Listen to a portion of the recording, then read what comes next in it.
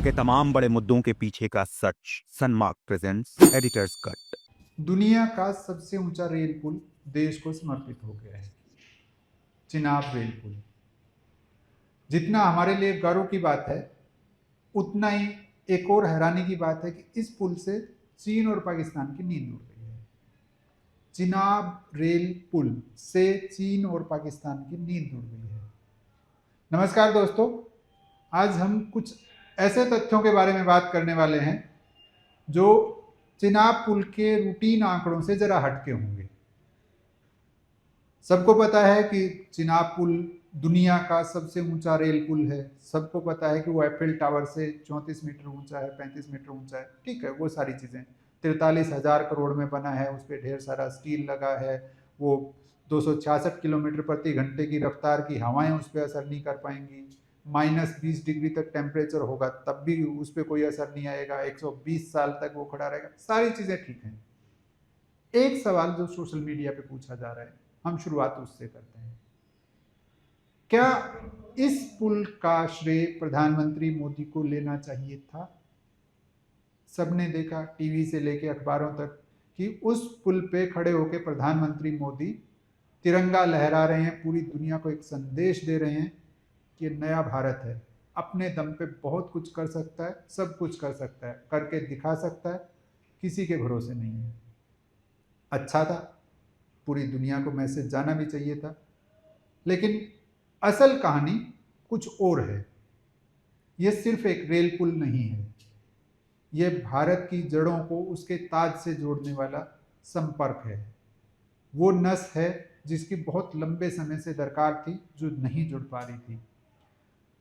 दरकार इसकी महसूस की गई थी 1892 में। 133 साल 133 साल लग गए इस पुल को बनने में। इसकी कोई बात नहीं कर रहा है।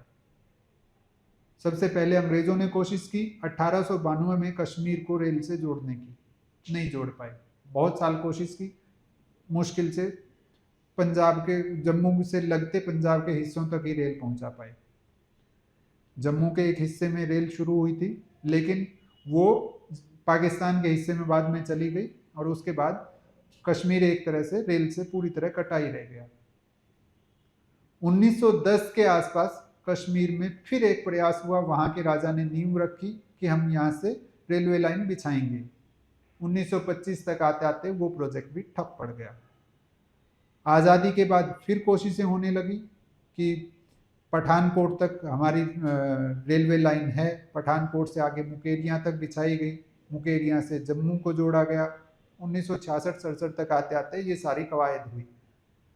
चिनाब रेल पुल के बारे में 1983 में पहली बार सोचा गया। उसके बाद भी इसको बनने में 42 साल लग गए। 42 साल, 4 दशक। तब ये 2,500 करोड़ की परियोजना थी। उस समय बनता तो शायद सिर्फ 2500 करोड़ में बन जाती। अभी वो 43,000 करोड़ से ज़्यादा उस पर लागत आई है।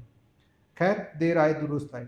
असली कहानी शुरू हुई कि जब अटल बिहारी वाजपेयी जी प्रधानमंत्री बने, तब उन्होंने इस प्रोजेक्ट को राष्ट्रीय महत्व का घोषित कर दिया, यानी नेशनल इंपॉर्टेंस का। क्यों? क्योंकि कारगिल के समय जो हुआ था वो उन्होंने देखा कि सेना तक रसद पहुंचाना, सेना तक टैंक हथियार पहुंचाना कितना मुश्किल था। तब उन्होंने इसका इंपॉर्टेंस अच्छे से समझा और इसको राष्ट्रीय महत्व की परियोजना घोषित किया। उसके बाद इस पे काम आगे बढ़ने लगा, लेकिन यूपीए सरकार में एक गजब के तर्क के बाद इसका काम रुक गया। तर्क क्या था कि वहां हवाएं तेज चल रही, इसलिए काम नहीं हो पा रहा। खैर, रहा होगा। इतनी ऊंचाई पे काम करना, इतनी घाटियों में काम करना, इतने कम तापमान में काम करना आसान नहीं होता। लेकिन लब्बो-लुआब यही है कि वो काम रुक गया था। 2016 से उस काम ने फिर रफ्तार पकड़ी और 2025 आते आते वो पूरा हो गया है। अब पूरी दुनिया के लिए वो एक नया अजूबा बन के खड़ा है, सीना तान के खड़ा है। दिखा रहा है कि भारत के इंजीनियर्स भी किसी से कम नहीं है, कुछ भी करके दिखा सकते हैं। अब उसी सवाल पर वापस लौटते हैं। क्या प्रधानमंत्री मोदी को इसका श्रेय लेना चाहिए था? क्या इसका असली श्रेय उन इंजीनियर्स को नहीं जाना चाहिए था जिन्होंने दिन रात एक करके जान की परवाह किए बिना यह अजूबा बना के दिखाया? जो अंग्रेज पूरी दुनिया पे राज करते थे, उन्होंने जिस परियोजना में घुटने टेक दिए थे वो भारत के इंजीनियर्स ने सफल किया, तो असल श्रेय तो उनको मिलना चाहिए था। या कुछ लोगों के तर्क जैसे हैं कि इतने से काम के लिए, एक रेल पुल के उद्घाटन के लिए प्रधानमंत्री को जाने की क्या जरूरत थी? ये काम तो रेल मंत्री भी कर सकते हैं, प्रोजेक्ट भी रेलवे का था। तो ऐसा नहीं है कि मोदी जी ने सिर्फ वहां जाके एक पुल का उद्घाटन किया, उन्होंने कई सारी चीजें की हैं। उनका इनडायरेक्ट बहुत तगड़ा मैसेज है, और वो सिर्फ ऐसा नहीं है कि सिर्फ ये इस प्रोजेक्ट का श्रेय उन्होंने लिया है। उन्होंने इस प्रोजेक्ट के उद्घाटन के जरिए बहुत सारी चीजें दुनिया को दिखाई हैं। उन्होंने दिखाया है कि हम 2016 से जो कोशिश कर रहे थे उसका नतीजा आज क्या है। आप कहेंगे 2016 में क्या हुआ था? नोटबंदी। जी हाँ, नोटबंदी। इसका लिंक उससे जुड़ा हुआ है। चिनाब रेल पुल का जुड़ाव नोटबंदी से भी है। कैसे? 2016 में अचानक से प्रधानमंत्री मोदी रात को 8 बजे टीवी पर आए और अनाउंस कर दिया कि कल से ये बड़े नोट बंद। लोग हैरान परेशान, अगले दिन से बैंकों में लाइनें लग गई। लोगों को एक चीज समझाई गई कि इससे काला धन बाहर आएगा। लोगों को लगा कि सच में काला धन आएगा, हमारे खाते में शायद 15 लाख आ जाए। खैर, वो सारी कहने की बातें थी। असल मकसद कुछ और था। असल मकसद था जो आतंकियों को फंडिंग हो रही थी नकली नोटों के जरिए, उसको खत्म करना। और वो ऐसे ही नहीं किया गया था, बहुत सोच समझ के उठाया गया कदम था, और उसके पीछे कारण भी था। कारण ये था कि एक गोपनीय सूचना आई थी कि पाकिस्तान की खुफिया एजेंसी ने 50,000 करोड़ रुपए के बड़े नोट छापे हैं, जाली नोट भारत के। वो बांग्लादेश और नेपाल के रास्ते भारत में सप्लाई करने की तैयारी थी। उन लोगों को मिलना था वो पैसा जो भारत में आतंकवाद फैलाने में सहायक थे। उन लोगों को मिलना था जो कश्मीर में सेना पर पथराव करवाने में शामिल थे। वहां के युवाओं को 500-500 रुपए दे के जो सेना पे पथराव करवाते थे, उन लोगों तक वो पैसा पहुंचना था। इसीलिए आनन फानन में तुरंत प्रभाव से वो नोट निरस्त किए गए और वहां पे आईएसआई की पूरी योजना की कमर तोड़ दी गई। वो शुरुआत थी। उसके बाद हमारे यहाँ आतंकी हमले हुए, उसके बदले में सर्जिकल स्ट्राइक की गई। वो पहला संकेत था कि भारत अब पंचायती में नहीं पड़ेगा। हमें कोई पंचायत करने की जरूरत नहीं है, किसी पंच की सुनने की जरूरत नहीं, किसी सरपंच की सुनने की जरूरत नहीं है। हम जो करेंगे अपने दम पे करेंगे और दम ठोक के करेंगे। वो कश्मीर हमारा है, कश्मीर अखंड भारत का है, यह संदेश देने के लिए पाकिस्तान को दूसरा संकेत था। लेकिन पाकिस्तान को शायद तब भी समझ में नहीं आया था, दुनिया को शायद तब भी समझ में नहीं आया था कि भारत में क्या चल रहा है, सरकार क्या कदम उठा रही है। असली कहानी हुई 2019 में, 5 अगस्त 2019। अचानक से संसद में एक अनाउंसमेंट किया गया, घोषणा की गई कि हम कश्मीर से अनुच्छेद 370 को खत्म कर रहे हैं। हम जम्मू कश्मीर को 2 राज्यों में बांट रहे हैं, एक लद्दाख, दूसरा जम्मू कश्मीर, और दोनों केंद्र शासित प्रदेश होंगे। ये वो मास्टर स्ट्रोक था जिसका पिछले 70 सालों में ना उपयोग किया गया, ना सोचा गया था उसके बारे में। कश्मीर शुरू से नासूर बना हुआ था, नासूर मतलब ऐसी समस्या बना हुआ था कि जिसका कोई उपचार नजर नहीं आ रहा था, लेकिन इन्होंने इतने चुपके से एक झटके में कर दिया जिसके बारे में सोच भी नहीं पा रहा था कोई। जो नोटबंदी वाली बात थी उससे जुड़ी एक बात और कि नोटबंदी का असर कितना हुआ, वो 2017 से ही दिखने लग गया था। कश्मीर में जो सेना पे पथराव की घटनाएं होती थी वो 2017 में आते आते 70% नीचे चली गई। यानी यदि 100 घटनाएं होती थी तो सिर्फ 30 घटनाएं बच गई। वहां से शुरुआत हो गई थी, 2019 आते आते वो बहुत हद तक खत्म हो गई घटनाएं। लेकिन पाकिस्तान तो कुत्ते की दुम में, सुधरने वाला है नहीं।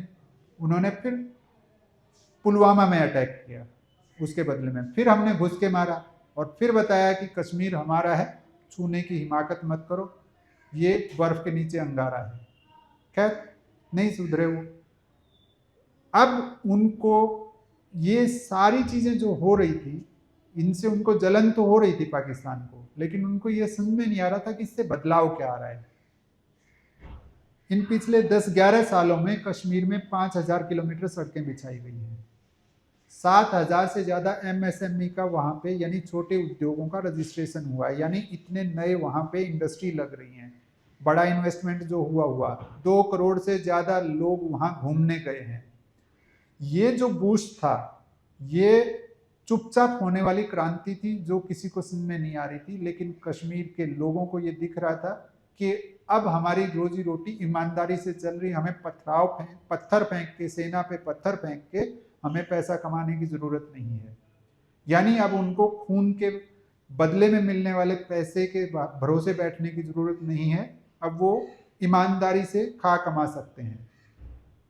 पाकिस्तान इरिटेट हो रहा था, लगातार इरिटेट हो रहा था, कुछ कर नहीं पा रहा था। तो पाकिस्तान की सेना ने, वहाँ के सेना अध्यक्ष ने ISI के साथ और आतंकियों के साथ मिल बैठ के एक योजना बनाई और 22 अप्रैल को वो कांड कर दिया जिसका शायद परिणाम उनको अंदाजा नहीं था। पहलगाम में आतंकी हमला करवा दिया।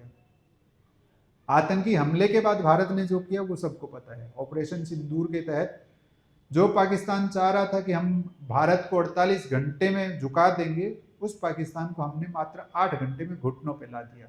और घुटनों पे भी ऐसा कि अमेरिका, चीन सबको बोलना पड़ा कि भैया बस करो, और पाकिस्तान को खुद आके रिक्वेस्ट करनी पड़ी कि हम गोली नहीं चलाएंगे, आप बंद कर दीजिए। हो गया, दिखा दिया। उसके बाद अब ये जो चिनाब पुल का उद्घाटन है, ये डायरेक्ट लिंक है कि अब कश्मीर और कन्याकुमारी एक लाइन से जुड़े हुए हैं।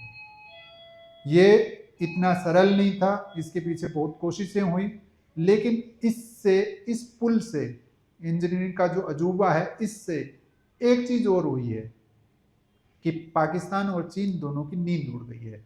भला क्यों? ये पाकिस्तान के बॉर्डर से मात्र 64 किलोमीटर दूर है। यानी अब यदि सेना तक रसद पहुंचानी होगी, टैंक पहुंचाने होंगे, हथियार पहुंचाने होंगे, तो हमें ना विमान उड़ाने की जरूरत है, ना हेलीकॉप्टर उड़ाने की जरूरत है, हम सीधा ट्रेन के जरिए माल भेज पाएंगे। अंतर कितना आता है? पहले कटरा से श्रीनगर जाने में 12 घंटे लगते थे बाई रोड, अब 3 घंटे में पहुंच सकते हैं। यानी बॉर्डर पे सेना को पहुंचाना, हथियारों को पहुंचाना, रसद पहुंचाना अब बिल्कुल पलक झपकने जैसा काम हो गया है। सिर्फ इतने पे चीजें नहीं रुकी हैं। एक बयान जो लगातार आ रहा है, वो आप उसके डॉट्स जोड़ के देखिए, कनेक्ट द डॉट्स। ऑपरेशन सिंदूर जारी है। इसके मायने क्या है? क्या भारत हमला कर रहा है पाकिस्तान पे? नहीं। तो फिर ये ऑपरेशन सिंदूर जारी है का राग क्या है? असल में ऑपरेशन सिंदूर तब तक जारी है जब तक हम 5 नदियों में, जो पाकिस्तान के साथ जुड़ती हैं नदियां, उनका 75% पानी अपने देश में नहीं मोड़ लेते, तब तक ऑपरेशन सिंदूर जारी है। सिंधु जल संधि जो थी उसको रोका है भारत ने, रोक के, और उसको अपनी तरफ डाइवर्ट करने के लिए कई सारी दीर्घकालीन परियोजनाएं बनाई जा रही हैं, जिसमें सबसे मेजर है कि 5 नहरें बनाने की तैयारी है जो लगभग 75 करोड़ लोगों का जीवन अपने देश में बदल सकती हैं। हरियाणा, पंजाब, राजस्थान, हिमाचल, मतलब ये सारे जो मिलके हैं, इन सारे राज्यों में इतना पानी पहुंचाने की तैयारी कि वहां किसी खेत में एक पौधा भी पानी की कमी से न सूखे। तो जो रेल पुल बना उससे रसद पहुंचाना आसान हुआ। जो अब नई परियोजनाएं लेके आई जा रही हैं नदी पे, उससे पाकिस्तान को प्यासा मारने की तैयारी है, अपना पानी अपने लिए उपयोग करने की तैयारी है। तो ये जो दूरदर्शी सोच के साथ कदम उठाए जा रहे हैं, इनका श्रेय किसको मिलना चाहिए? इसमें कहने की जरूरत नहीं है कि इंजीनियर्स ने हमारे गजब का काम किया है, उनको सलाम, उनको नमस्कार। जो लोग इस पूरे प्रोजेक्ट से जुड़े हुए थे, जिन्होंने दिन रात एक करके उसको अंजाम तक पहुंचाया, उन सबके परिश्रम का फल आज देश देखेगा और अगले 120 साल तक देखेगा, उनको याद करेगा। कश्मीरी लोगों को भी धन्यवाद जिन्होंने इसमें किसी तरह की अड़चन नहीं आने दी। लेकिन असल में यदि टीम जीतती है तो श्रेय किसको दिया जाता है? कैप्टन को। और इस टीम का कैप्टन कौन था? प्रधानमंत्री मोदी। कैसे कि जो पिछले सारे कदम हमने गिनाए, नोटबंदी से लेके, सर्जिकल स्ट्राइक से लेके, अनुच्छेद 370 खत्म करने से लेके और चिनाब पुल तक, ये सारे के सारे उनकी देखरेख में हुए। खास करके जो कश्मीर में पुल बना, उनकी देखरेख का काम वो खुद कर रहे थे, उनकी निगरानी में वो काम चल रहा था। तो कैप्टन हुए कि नहीं हुए? और जब कैप्टन है तो श्रेय लेना तो बनता है। खैर, हमारी तरफ से उन इंजीनियर्स को भी धन्यवाद जिन्होंने ये देश को एक अजूबा बना के दिया है। उस पूरी टीम को, उस पूरी कश्मीर को हमारी तरफ से बधाई, जिसको ये उपलब्धि हुई है और जिससे कश्मीर अब पूरी तरह से भारत से जुड़ पाया है। धन्यवाद।